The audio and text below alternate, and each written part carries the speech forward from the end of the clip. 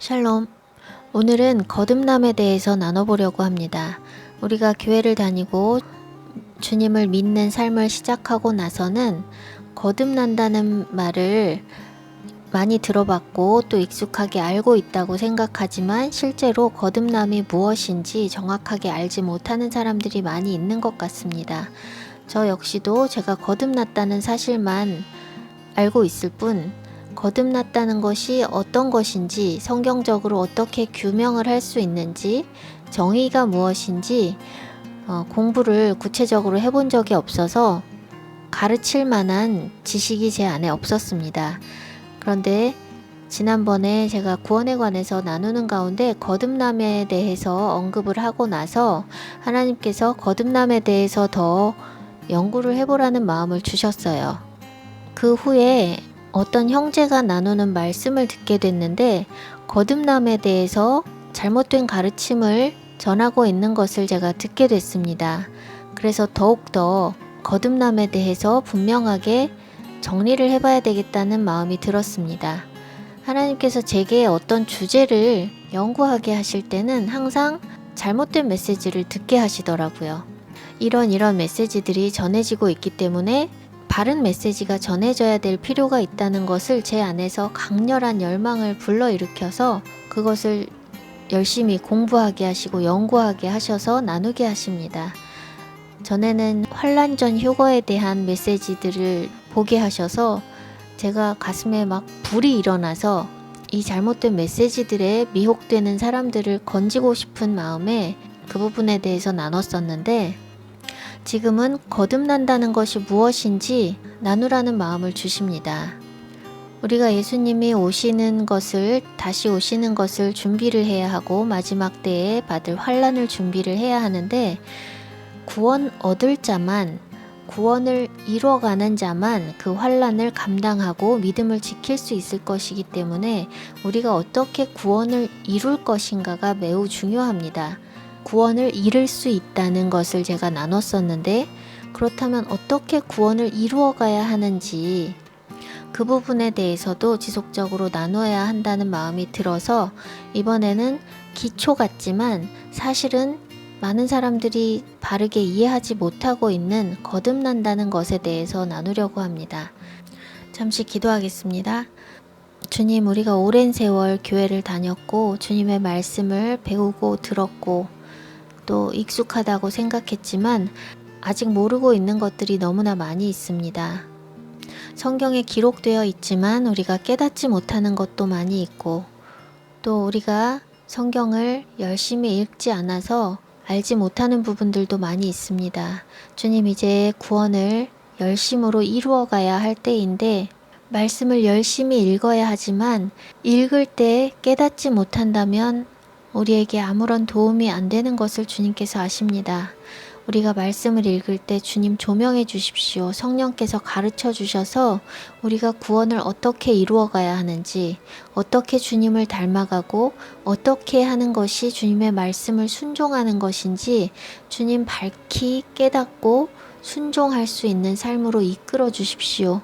우리가 구원받기 원합니다. 구원을 이루어가기 원하고 구원을 완성하기 원합니다.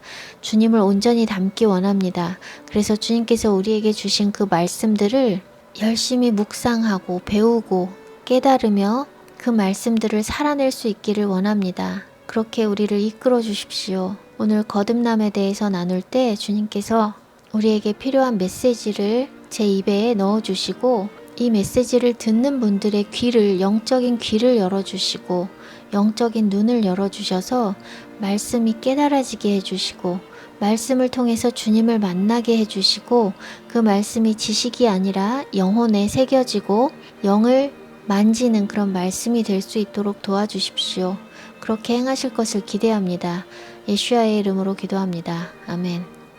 거듭남에 대해서 예수님께서 말씀하신 구절이 있습니다. 요한복음 3장 1절에서 8절까지 니고데모와의 대화 부분인데 제가 한번 읽어보겠습니다. 그런데 바리새인 중에 니고데모라 하는 사람이 있으니 유대인의 지도자라. 그가 밤에 예수께 와서 이르되 랍비여, 우리가 당신은 하나님께로부터 오신 선생인 줄 아나이다. 하나님이 함께 하시지 아니하시면 당신이 행하시는 이 표적을 아무도 할 수 없음이니이다.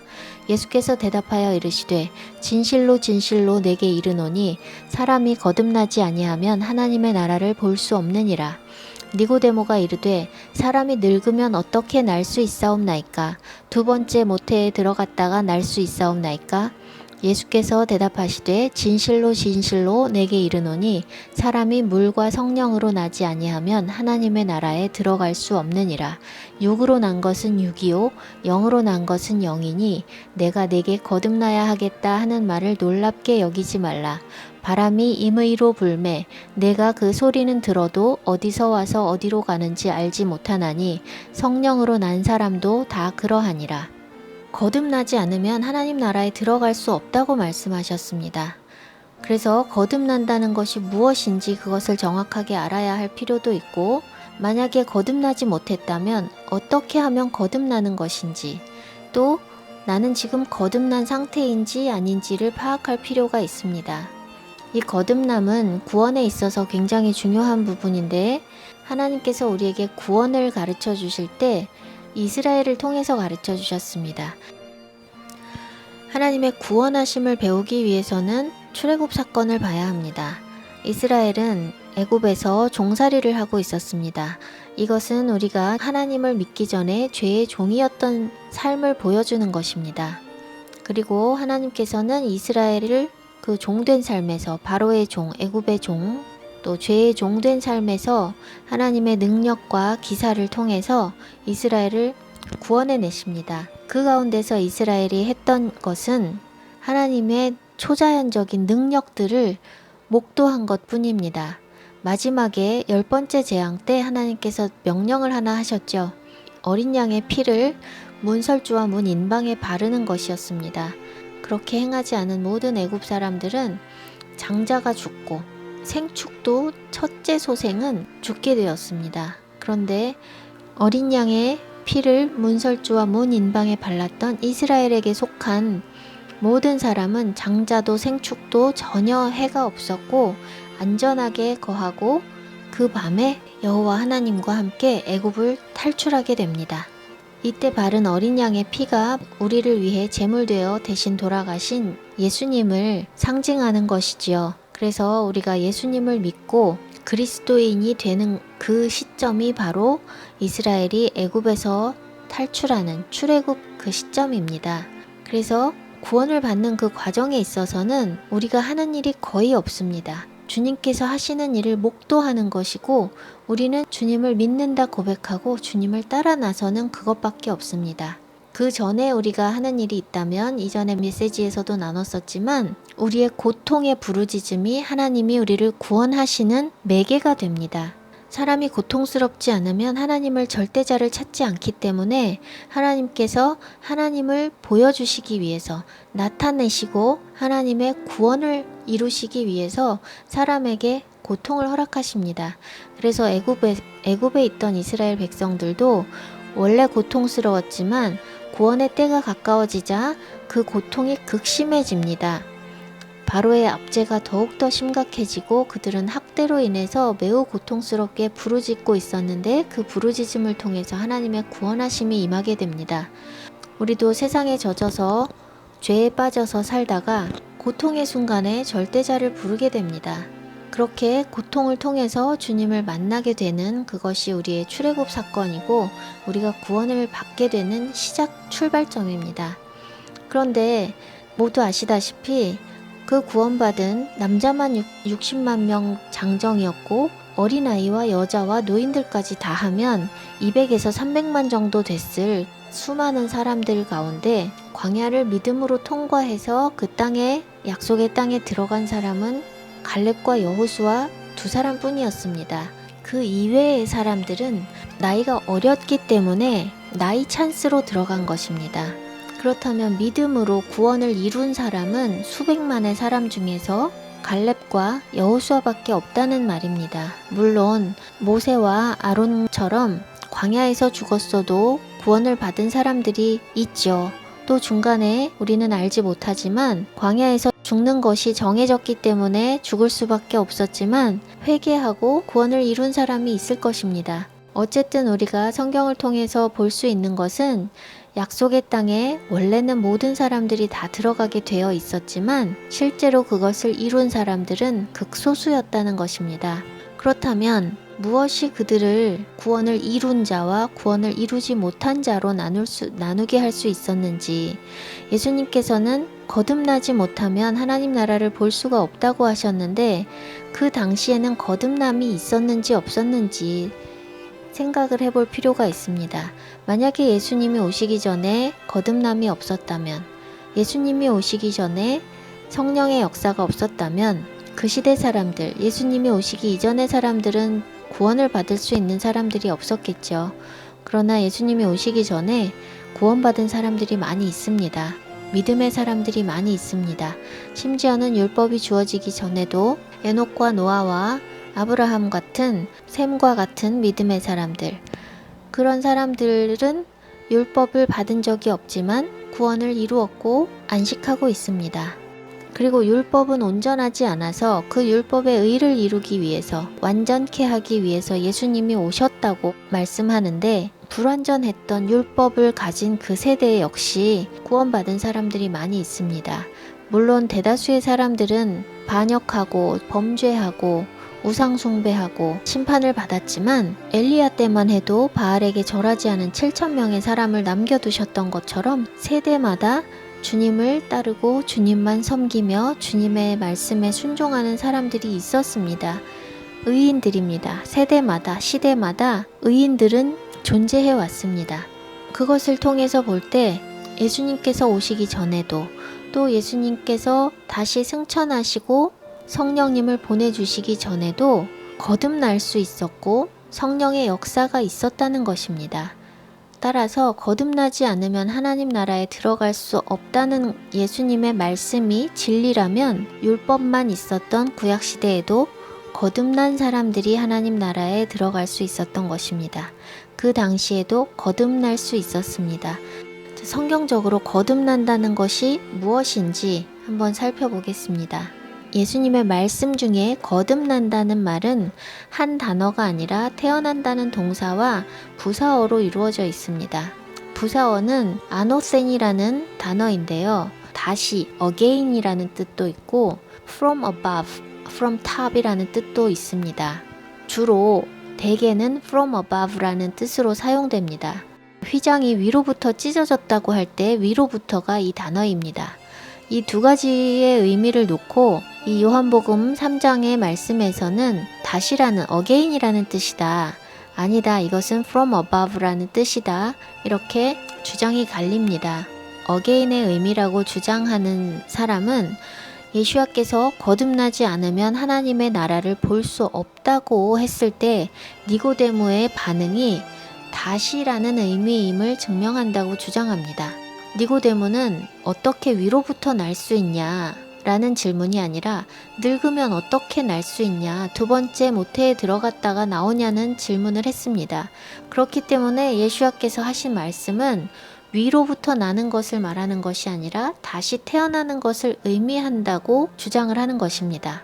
저는 이런 주장에 동의하지 않습니다. 사실 한 단어가 여러 의미로 번역될 때 여러 의미가 각각 전혀 다른 의미가 아니라 다 통하는 의미이고, 외국어로 번역할 때는 가장 근접한 뉘앙스의 것으로 번역하는 것 뿐입니다. 기본적인 원래 의미는 바탕에 다 깔려 있습니다. 예를 들어 보겠습니다. 히브리어의 에무나는 믿음이라는 뜻입니다. 그런데 구약 성경에서 이 에무나라는 단어가 믿음으로 번역된 경우는 딱 한 번밖에 없습니다. 하박국에서 의인은 믿음으로 말미암아 살리라, 거기서만 믿음으로 번역되고 다른 부분에서는 다 신실함, 성실함, 견고함, 직무 등으로 번역이 됩니다. 직무라고 번역된다고 해서 성실함, 신실함이라는 기본적인 의미가 사라지는 것이 아닙니다. 그것에 바탕이 되어서 성실하고 견고하게 평생 쭉 맞는 직무라는 의미가 되는 것입니다.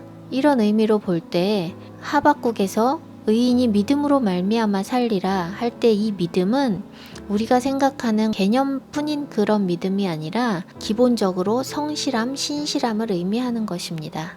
또 한국어를 예를 들어보면 한국어로 시원하다고 할 때 온도가 시원한 것인지 아니면 어떤 장소에 들어갔을 때 넓고 탁 트여서 시원하다는 것인지 또 뜨거운 국물을 마시면서 시원하다는 것인지 여러 가지 시원하다는 표현이 있습니다.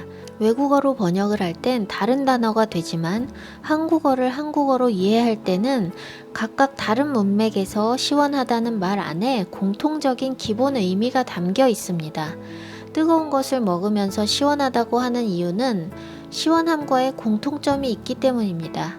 그래서 다시 이 아노센이라는 단어로 돌아가면 위로부터 나든 어떻게 나든 다시 나는 것도 맞기 때문에 두 가지 의미 중에 한 가지만 취할 이유도 없고 한 가지 번역을 선택한다고 해도 다른 의미 역시도 포함되어 있는 것입니다. 또한 여기서 가장 중요한 것은 니고데모가 어떻게 알아들었느냐가 아니라 예수님께서 어떤 의미로 말씀하셨는가입니다. 이것은 굉장히 중요한 포인트입니다. 여기서 다시 어게인의 의미라고 주장하는 사람들은 니고데모의 반응을 기준으로 해서 예수님께서 하신 말씀의 뜻을 판단을 했는데 예수님께서 하신 말씀의 뜻은 예수님이 아시는 것이지 니고데모가 아는 게 아닙니다. 이 말씀에 잘 나타나다시피 니고데모는 지금 말을 못 알아듣고 있습니다. 잘 못 알아듣고 있는 이 니고데모가 알아들은 그 말을 기준으로 해서 예수님께서 그런 의미로 말씀하셨을 것이다 라고 판단하는 것은 근거가 옳지 못한 것이죠. 니고데모는 말씀을 못 알아듣고 있었고 예수님께서는 못 알아듣는 그에게 설명을 해주시는데 그 설명에 근거하면 역시 거듭난다는 것은 위로부터 나는 것을 의미합니다. 처음에 언급했던 것처럼 위로부터도 나고 다시 나기도 하는 두 가지 의미가 다 있지만 기본적으로 from above라는 위로부터 난다는 뜻이 이 단어 자체에 있다는 것이 중요한 것입니다. 그래서 죽었다가 다시 태어나는 것도 아니고 모태에 들어갔다가 다시 태어나는 것도 아니고 성령으로 나는 거라고 말씀을 하십니다. 성령으로 난 사람은 바람과 같이 어디서 오고 어디로 가는지 알 수 없다고 말씀하십니다. 히브리어로 영은 바람과 같은 단어입니다. 루아흐입니다. 성령은 루아흐 코데슈, 여호와의 영은 루아흐 아도나이라고 합니다. 그래서 바람과 같이 어디서 오고 어디로 가는지 알 수 없는 것이 너무나 당연한 것입니다. 영과 바람은 완전히 같은 단어이고 속성도 같습니다. 보이지 않습니다.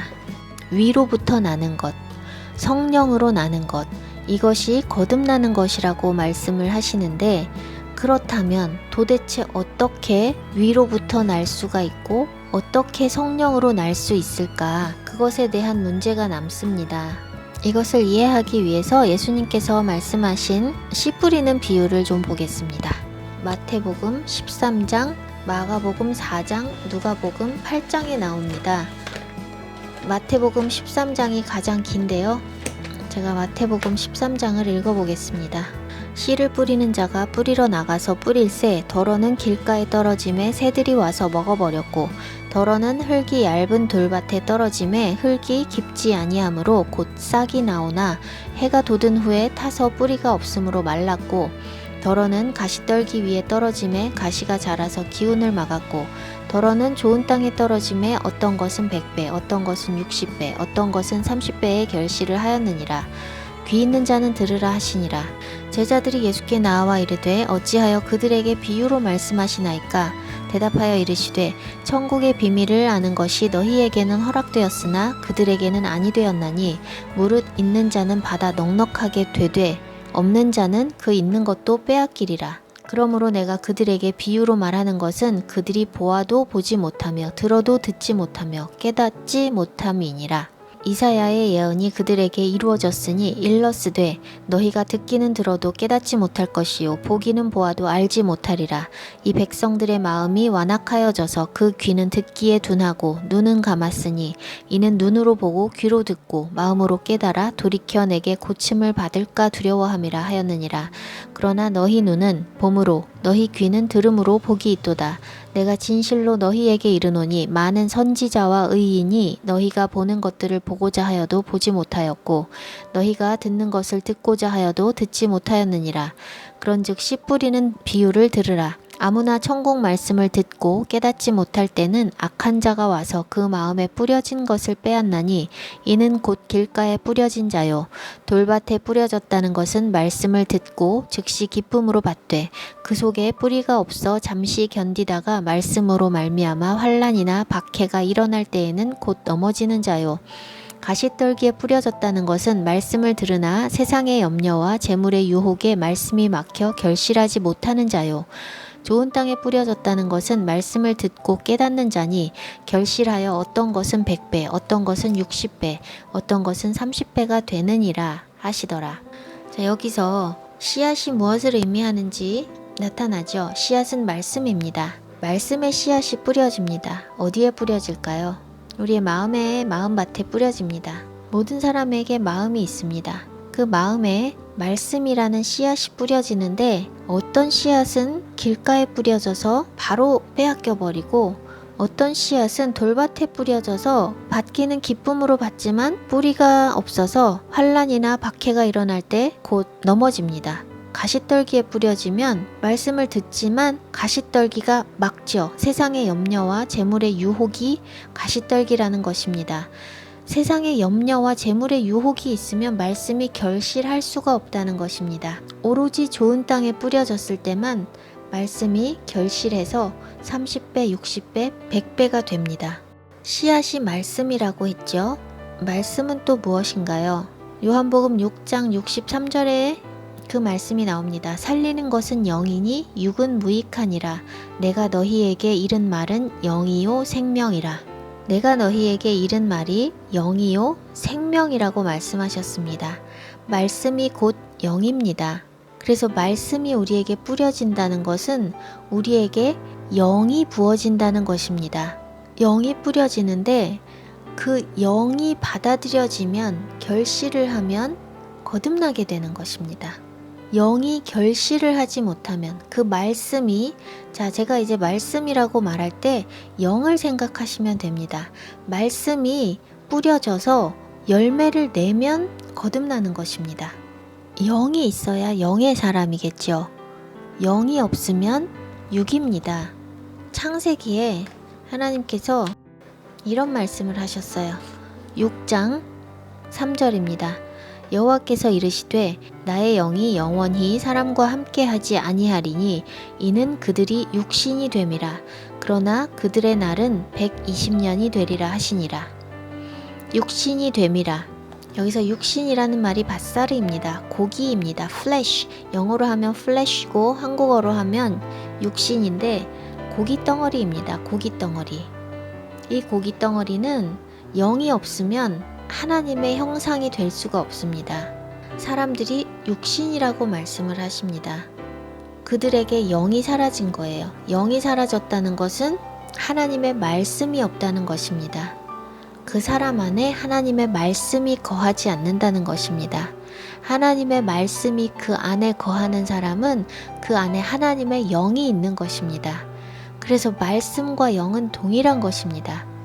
거듭난다는 것은 말씀이 그 안에 거하고 그 말씀에 따라 인도함을 받는 것이 거듭난 삶입니다. 예수님께서 우리에게 이르신 말씀이 무엇입니까? 하나님의 말씀입니다. 그리고 예수님은 말씀이 육신이 되셔서 오신 분이라고 말씀하셨죠. 예수님 자체가 말씀이시고 예수님 자체가 영이시고 그분이 하신 말씀이 영입니다. 그래서 말씀이 우리 안에 뿌려질 때 그 말씀은 곧 영이고 그 영을 받아들여서 영에 따라서 결실이 되면 그것은 거듭나는 것을 의미합니다. 육에 속한 사람은 보이는 것밖에 볼 수가 없어요. 육에 속한 사람은 말씀을 들어도 지식으로밖에 받아들이지 못합니다. 영에 속한 사람은 말씀이 지식으로 들어가지 않고 영으로 받아들여집니다. 그래서 영이 더욱더 자라게 됩니다. 방금 읽었던 마태복음 말씀에 보면 무릇 있는 자는 받아 넉넉하게 되되 없는 자는 그 있는 것도 빼앗기리라. 또 그들이 보아도 보지 못하며 들어도 듣지 못하며 깨닫지 못함이니라. 이것은 무슨 말일까요? 거듭난 사람은 받아서 더욱 넉넉하게 되지만 거듭나지 못한 사람, 육에 속한 사람은 있는 것도 빼앗기게 되고 들어도 깨닫지 못하고 보아도 보지 못한다는 것입니다. 그래서 거듭나는 게 너무나 중요합니다. 일단 거듭나고 나면 그 영의 세계를 맛을 보았고 경험했기 때문에 그것을 놓치지 않기 위해서 갈망을 잃지 않게 되고 더 많은 것을 원하게 됩니다. 하나님 나라를 소망하게 되고 하나님의 말씀을 더 사모하게 됩니다. 그럼 육에 속한 자가 거듭나기 위해서 해야 할 일이 무엇일까요? 방금 이 비유에서 말씀하시는 것처럼 말씀이 씨앗이 되어 우리에게 뿌려질 때 받아들여야 되는 것입니다. 농부는 씨앗을 뿌리지만 받는 것은 땅의 몫입니다. 우리가 길가나 돌밭이나 가시떨기나 좋은 땅이 되는 것은 우리에게 달려있는 것입니다. 돌밭이었어도 좋은 땅이 될 수 있고 가시떨기가 있었어도 좋은 땅이 될 수 있습니다.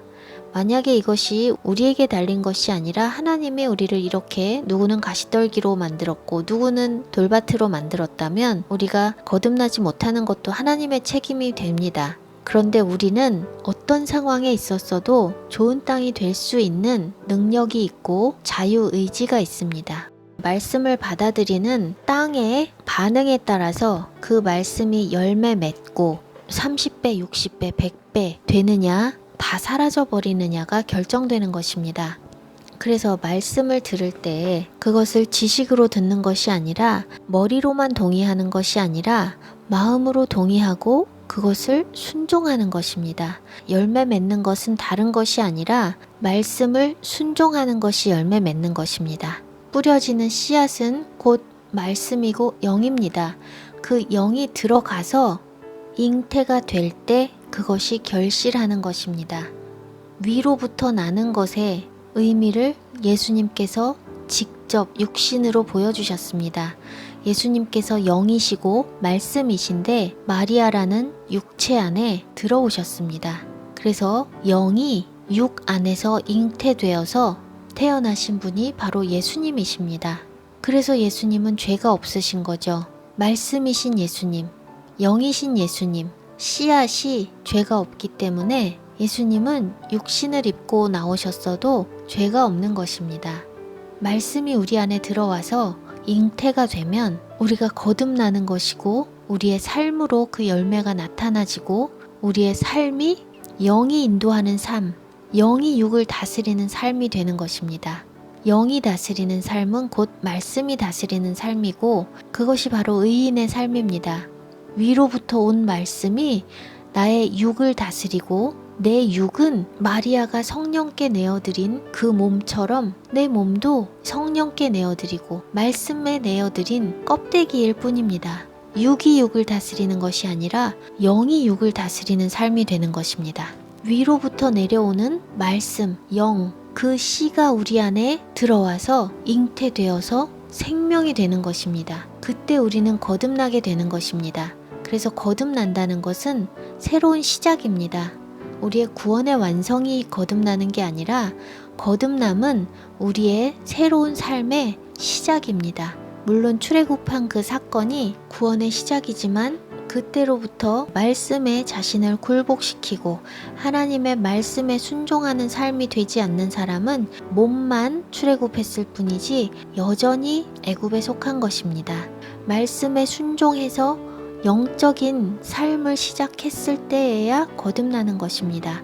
그리고 그렇게 우리 안에 영이 들어오고 나서부터 하나님의 말씀이 계속해서 부어지고 우리의 영이 자라가는 것입니다.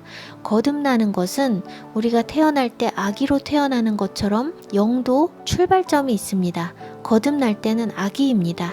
처음에 말씀의 씨앗이 하나 들어와서 그 말씀에 순종해서 결실을 하면 영적인 삶이 시작이 되는데 그때는 영적인 아기입니다. 계속해서 젖을 먹어야 합니다. 육신의 아기도 자라가야 하는 것처럼 영적인 아기도 자라가야 합니다. 영적으로 태어나자마자 성숙한 사람은 있을 수가 없습니다. 예수님은 그러시죠. 예수님은 영이 자라갈 필요가 없으신 분이지만 우리는 모두 영이 자라가야 합니다. 요한복음 3장 18절에서 19절을 제가 한번 읽어보겠습니다. 그를 믿는 자는 심판을 받지 아니하는 것이요 믿지 아니하는 자는 하나님의 독생자의 이름을 믿지 아니함으로 벌써 심판을 받는 것이니라.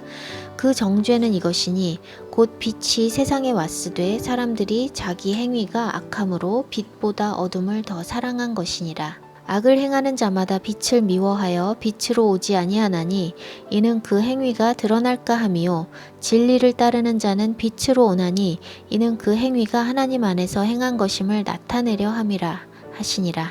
예수님께서 이 땅에 오셨는데 그 백성들이 거부했습니다. 그리고 오늘날도 예수님께서 그분의 말씀을 통해서 우리에게 찾아오십니다. 그런데 죄 가운데 있는 사람들, 악을 행하는 자마다 빛을 미워하고 예수님을 거부합니다. 이스라엘 백성들이 출애굽해서 광야에 있을 때처럼 몸은 구원받은 자가 있어야 할 광야에, 교회에 있지만 마음은 여전히 애굽에 있는 것입니다. 그래서 말씀을 사랑하지 않고 내 죄악이 드러날까 두려워하기 때문에 빛으로 오지 못하는 것입니다.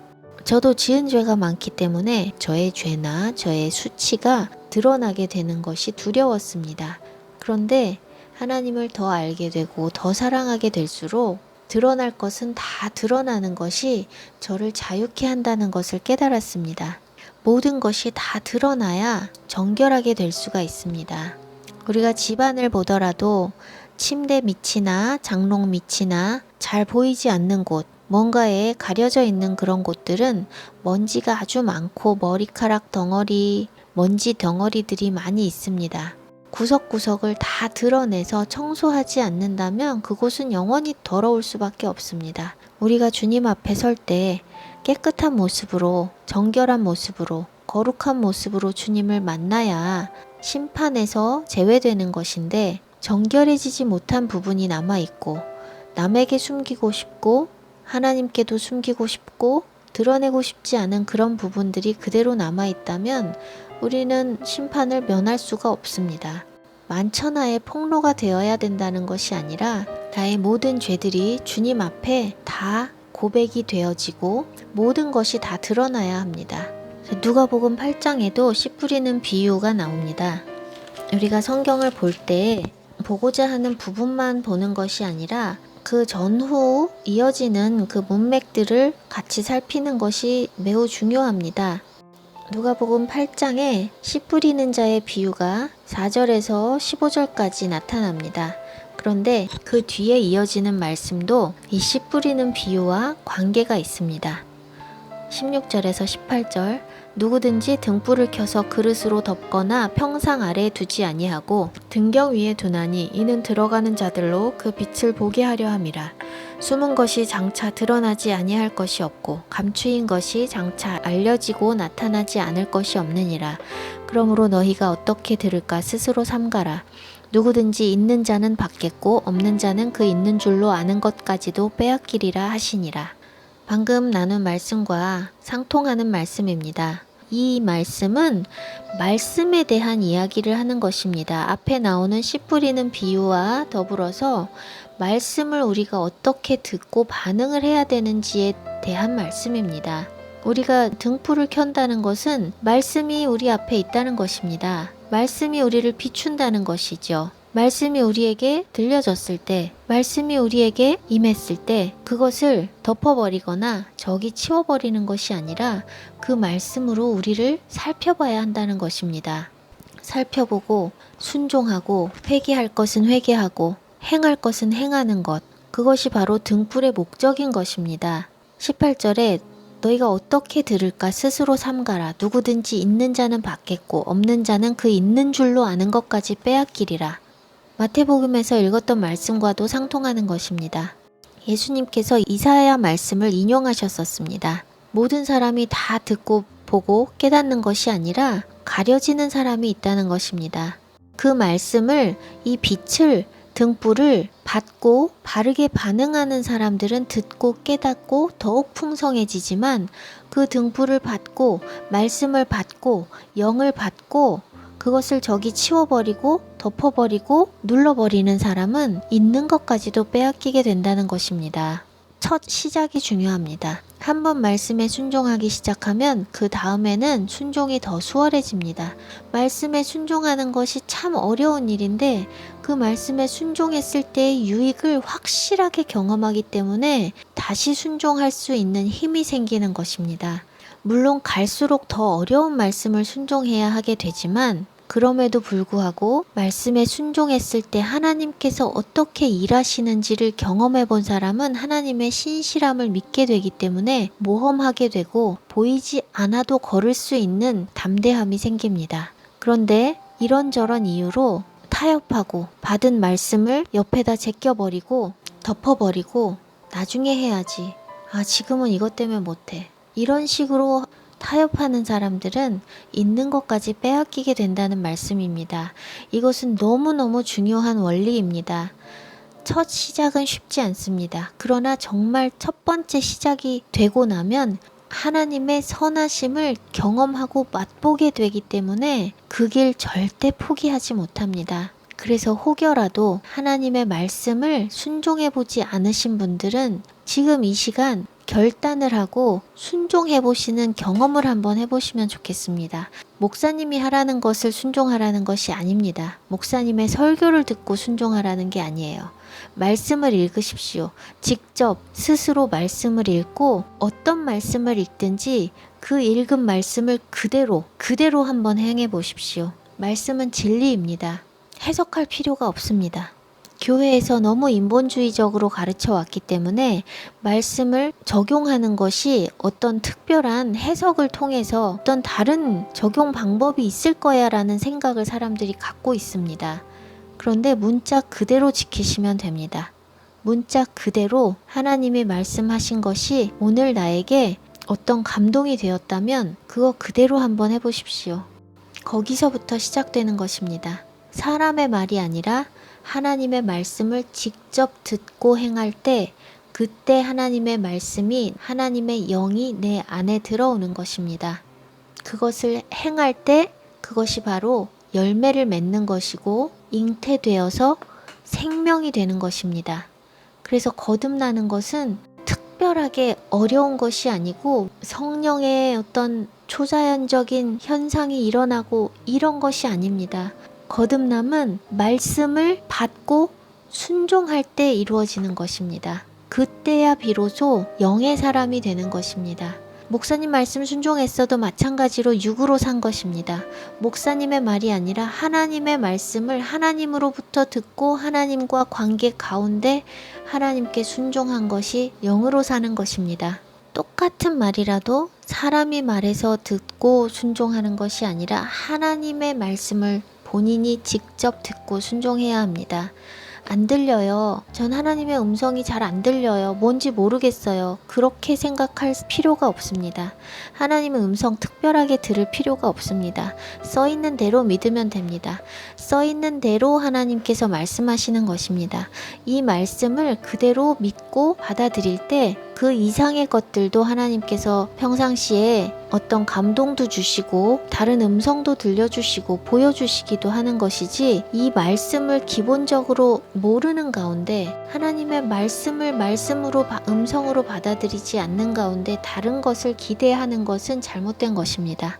우리가 들어야 할 음성은 다 여기 안에 있습니다. 이것이 가장 중요한 하나님의 음성입니다.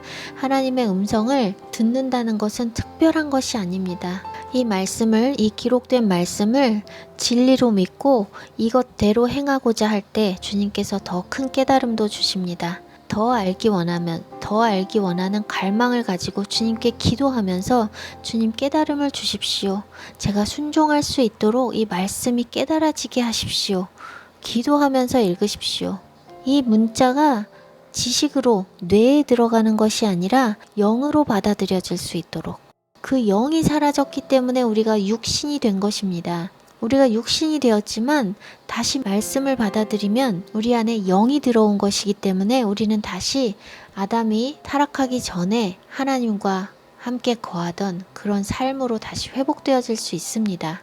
에녹이 그랬고, 노아가 그랬고, 엘리야가 그랬고, 아브라함과 이삭과 야곱과 다윗과 이 모든 믿음의 사람들, 다니엘과 욥과 이런 사람들이 영이신 하나님의 말씀을 받았기 때문에 구원을 이루어 간 것입니다. 모든 시대에 하나님의 말씀은 존재했습니다.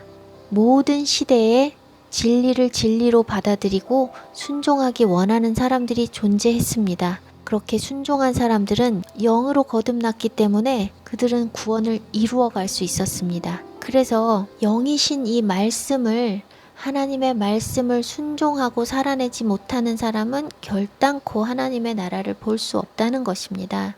누군가가 말하는 것에 순종해서 그런 행위를 하는 것이 거듭나는 것과는 완전히 무관합니다. 하나님의 말씀을 직접 받으십시오. 성경을 통해서 하나님의 말씀을 직접 받아들이고 믿고 믿은 대로 행해야지만 하나님께서 주시는 그 영으로서 우리가 새로워지고 육이 아닌 영으로 사는 삶을 살게 되는 것입니다. 베드로전서 1장 보겠습니다. 거듭남이라는 것이 완성이 아니라 시작이라는 것을 여기서 볼 수 있습니다. 베드로전서 1장 23절 너희가 거듭난 것은 썩어질 씨로 된 것이 아니요 거듭나는 것은이 아니라 거듭난 것은입니다. 완료형, 수동형입니다. 거듭나는 것, 우리가 스스로 우리를 낳는 게 아니라 우리는 나는 거죠. born. 그래서 너희가 거듭난 것은 이미 거듭났다는 것입니다. 너희가 거듭난 것은 썩어질 씨로 된 것이 아니요 썩지 아니할 씨로 된 것이니 살아있고 항상 있는 하나님의 말씀으로 되었느니라. 자, 그런데 2장 1절 2절에 보면 그러므로 모든 악독과 모든 기만과 외식과 시기와 모든 비방하는 말을 버리고 갓난 아기들 같이 순전하고 신령한 젖을 사모하라. 이는 그로 말미암아 너희로 구원에 이르도록 자라게 하려 함이라. 무슨 말씀입니까? 거듭났는데 악독과 기만과 외식과 시기와 비방하는 말을 버리라고 합니다. 아직 안 버려졌다는 거죠. 아직 버려야 할 죄들이 있습니다. 완성된 것이 아닙니다. 구원이 완성된 것이 아니라는 것입니다. 거듭났다는 것은 이제 시작이라는 것입니다. 그래서 갓난 아기들 같이 순전하고 신령한 젖을 사모하라. 너희로 구원에 이르도록 자라게 하려 하는 목적이라는 것입니다. 그것이 자라가야 한다는 것입니다. 거듭나는 것은 제가 말씀드렸던 것처럼 영적인 시작입니다. 영적으로 응애 이제 태어나는 것이고 그때로부터 자라가는 것이고 위로부터 영으로 거듭나야만 구원에 이르도록 자랄 수가 있는 것입니다. 만약에 거듭나지 않았다면 자라갈 수가 없습니다. 자라갈 영이 없기 때문에 그냥 그 사람은 육신입니다. 그래서 육으로 살다가 육으로 죽고 영원히 벌받는 곳에 들어가는 사람이 있는가 하면 육으로 살다가 영으로 다시 나서 영원한 생명을 얻는 사람이 있습니다. 베드로전서 2장 3절에 너희가 주의 인자하심을 맛보았으면 그리하라. 맛보았다는 표현이 나오죠. 맛보는 것은 무엇입니까? 먹기 전의 일입니다. 처음 먹는 것입니다. 먹고 나면 맛볼 필요가 없습니다. 맛보는 거는 먹는 것의 시작입니다. 그래서 너희가 맛보았다면 그리하라고 말씀하시는데 맛본다는 것에 대한 표현이 또 나오는 부분이 있습니다. 시편 34편 8절입니다. 너희는 여호와의 선하심을 맛보아 알지어다. 그에게 피하는 자는 복이 있도다.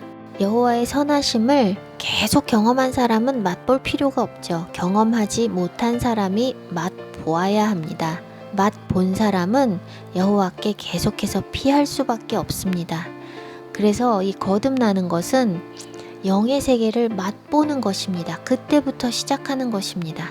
말씀에, 영이신 말씀에 순종하는 것은 영의 세계를, 하나님의 선하심을 맛보는 것입니다. 그 맛보는 것이 얼마나 짜릿하고 강력하고 황홀한 것인지 경험을 해봐야만 압니다. 목사님의 말씀에 굉장히 순종적인 사람들이 많이 있습니다. 목사님의 말씀에 순종적인 사람들은 교회 안에서 신앙이 좋은 사람들로 분류됩니다. 그러나 영적인 삶을 살아가는 사람은 사람들이 보는 것과 다른 것을 볼 수 있습니다. 많은 사람들이 육에 속했기 때문에 육으로 보이는 것을 가지고 사람을 판단하지만 육으로 보이는 게 전부가 아닙니다. 그래서 신앙이 좋아 보이는 교회에서 열심이고 헌신적이고 많은 사람들을 잘 섬기고 돕는 그런 사람들이 아직은 거듭나지 않은 상태에 그냥 출애굽만 한 상태의 사람일 수가 있습니다. 많은 경우 그렇습니다. 베드로전서 4장 1절 2절은 이렇게 말씀합니다. 그리스도께서 이미 육체의 고난을 받으셨으니 너희도 같은 마음으로 갑옷을 삼으라. 이는 육체의 고난을 받은 자는 죄를 그쳤음이니 그 후로는 다시 사람의 정욕을 따르지 않고 하나님의 뜻을 따라 육체의 남은 때를 살게 하려 함이라.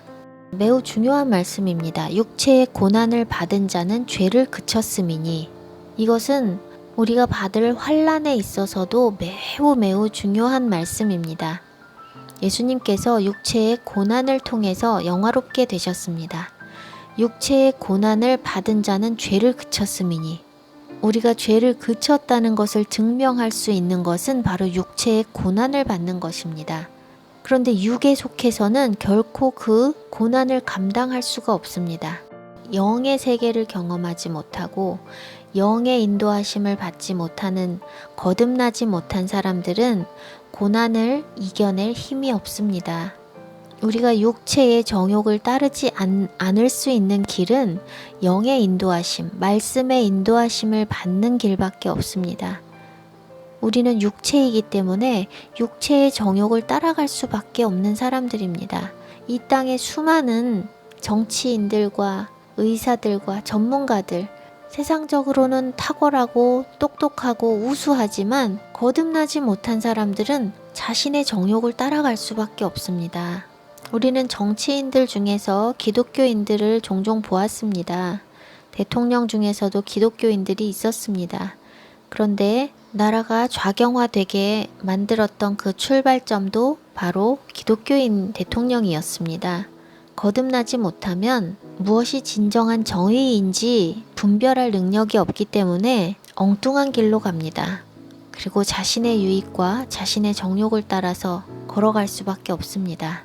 환난 전 휴거를 믿는 수많은 사람들, 육체의 고난을 받지 않고 들려 올라가기를 원하는 수많은 사람들, 이 영의 말씀을 깨닫지 못한 사람들입니다. 육체의 고난은 우리가 영으로 육을 굴복시키며 살아가는 가운데 반드시 따라오는 피할 수 없는 십자가입니다. 그런데 고난을 받지 않고 환난을 받지 않고 휴거되기를 원한다. 그것은 하나님의 말씀을 바로 깨닫지 못한 것입니다. 우리는 우리의 육신을 죽여야 합니다. 우리의 육신을 십자가에 못 박아야 합니다. 영의 말씀이 없이는 우리의 육체를 십자가에 못 박을 수 없습니다. 영의 말씀이 있어도 십자가에 못 박는 것은 자동으로 되는 것이 아니라 엄청난 싸움을 통해서 이루어집니다. 끝없는 싸움과 몸부림을 통해서 육신의 정욕을 누르고 의를 따라가는 그런 삶을 살아야 합니다. 베드로전서 4장 12절에서 14절. 사랑하는 자들아, 너희를 연단하려고 오는 불시험을 이상한 일 당하는 것 같이 이상히 여기지 말라. 오히려 너희가 그리스도의 고난에 참여하는 것으로 즐거워하라. 이는 그의 영광을 나타내실 때에 너희로 즐거워하고 기뻐하게 하려 함이라. 너희가 그리스도의 이름으로 치욕을 당하면 복 있는 자로다. 영광의 영, 곧 하나님의 영이 너희 위에 계심이라. 우리는 고난을 기뻐해야 하는 것입니다. 치욕을 당하는 것을 기뻐해야 하는 것입니다. 그런데 이것은 육에 속해서는 결코 이룰 수 없습니다. 베드로전서 4장 16절에서 19절 말씀입니다. 만일 그리스도인으로 고난을 받으면 부끄러워하지 말고 도리어 그 이름으로 하나님께 영광을 돌리라. 하나님의 집에서 심판을 시작할 때가 되었나니 만일 우리에게 먼저 하면 하나님의 복음을 순종하지 아니하는 자들의 그 마지막은 어떠하며 또 의인이 겨우 구원을 받으면 경건하지 아니한 자와 죄인은 어디에 서리요. 그러므로 하나님의 뜻대로 고난을 받는 자들은 또한 선을 행하는 가운데에 그 영혼을 미쁘신 창조주께 의탁할지어다. 그리스도인으로 살아가면서 고난을 받는 것은 정해진 운명입니다. 고난을 받지 않고자 하는 것은 어린아이 상태로 그대로 있기 원하는 것입니다. 예수님께서 가신 그 길을 우리의 십자가를 지고 따라가기 위해서는 그것을 감당할 만한 분량으로 자라가야 합니다.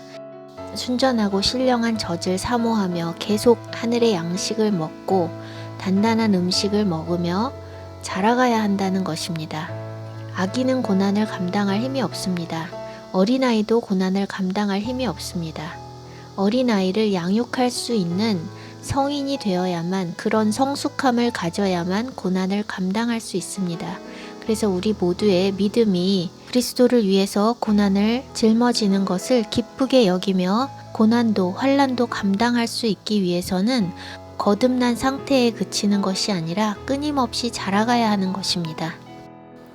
오늘 말씀을 통해서 나 자신이 거듭났는지 아직 거듭나지 못한 상태인지 파악하실 수 있을 것이라고 봅니다. 그래서 거듭나지 못한 분들은 말씀을 읽으면서 성령께서 깨닫게 해주시는 은혜를 부어주시도록 기도하면서 읽고, 많은 것을 읽고 많이 깨닫는 것이 중요한 것이 아니라 한 절이라도 깨닫고 그대로 순종하는 것이 중요합니다. 그것을 순종했을 때 하나님께서 기쁨을 주시고 말씀을 깨닫는 은혜를 더해 주십니다. 순종하지 않는 자들에게는 말씀이 깨달아지지 않습니다. 많은 사람들이 하나님의 음성을 듣기를 원하지만 또 한편으로는 듣기 두려워하기도 합니다. 왜냐하면 하나님이 말씀하시는 것은 내가 원하는 것과 다르다는 것을 알기 때문이죠. 내가 원하는 것은 세상적인 것인데 하나님이 말씀하시는 것은 내가 원하는 것을 다 포기하게 만들 것 같으니까 하나님의 음성을 듣고 싶은 반면에 또 듣기 두려워하는 면이 있습니다. 내려놔야 하는 것은 맞지만 두려워할 일은 아닙니다. 내려놓고 나면 그렇게 큰 자유가 임할 수가 없습니다. 하나님의 뜻대로 살기 시작하면, 하나님의 말씀대로 살기 시작하면 더 없는 자유가 생깁니다.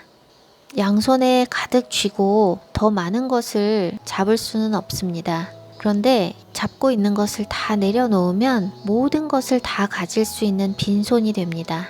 정말 나에게 필요한 것은 나보다 하나님이 더 잘 아십니다. 나는 이게 좋지만 하나님 보실 때는 저게 더 좋으면 저게 더 좋은 것입니다. 그래서 하나님을 신뢰하시고 하나님 말씀하시면 내가 무조건 듣겠습니다. 이런 결단으로 하나님의 음성을 들을 수 있도록 기도하십시오. 순종할 자세가 되어 있지 않으면 하나님께서 깨닫게 해주시지 않습니다. 한번 들어보고 들을만 하면 듣고 안 들을만 하면 저쪽에 밀어두고 이런 식으로 생각한다면 결코 하나님께서 깨닫게 해주시지 않습니다. 등불을 등경 위에 둔다고 말씀하신 것이 바로 그것입니다. 말씀을 깨닫게 해주셨는데, 말씀의 빛을 비춰주셨는데 그대로 행하지 않고 저쪽에다가 밀어두고 무엇으로 덮어버린다면 다시 깨닫게 하시지 않습니다.